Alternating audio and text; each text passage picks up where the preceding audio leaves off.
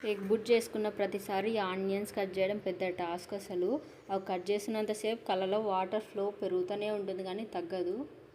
ఇక కర్రీ లేక చపాతీలు అయితే ప్రిపేర్ చేస్తున్నా. మోస్ట్లీ నైట్ టైం చపాతీసే ప్రిపేర్ చేస్తాను నేనైతే.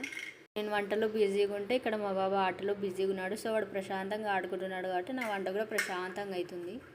నేను కలిపిన పిండికి కరెక్ట్ 6 చపాతీలు చేస్తా. కరెక్ట్ సరిపోతాయి మాకైతే. ఒకప్పుడు గుడ్డు పగలగొట్టడం కూడా రాను నాకు. ఇప్పుడు గుడ్డు కూర వేసేంత డెవలప్ అయ్యాను నేనైతే.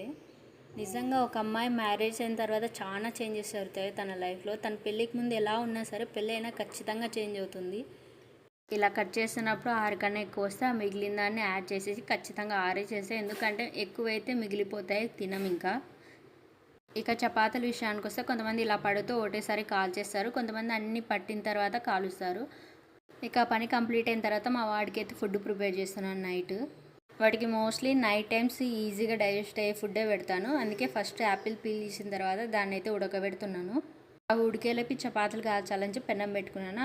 అవి కంప్లీట్ అయ్యేలోపు ఇవైతే ఉడికేసాయి.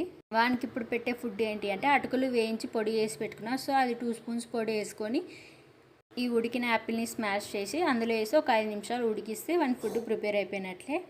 స్టార్టింగ్లో ఇలా ఉడికిచ్చిన దాన్ని మిక్సీ పట్టేదాన్ని. ఇప్పుడు కొంచెం పెద్దగా అడగా 11 మంత్స్ ఆల్మోస్ట్ సరిపోతుందని చెప్పి నేను స్పూన్తో స్మాష్ చేసి కలిపేస్తున్నా.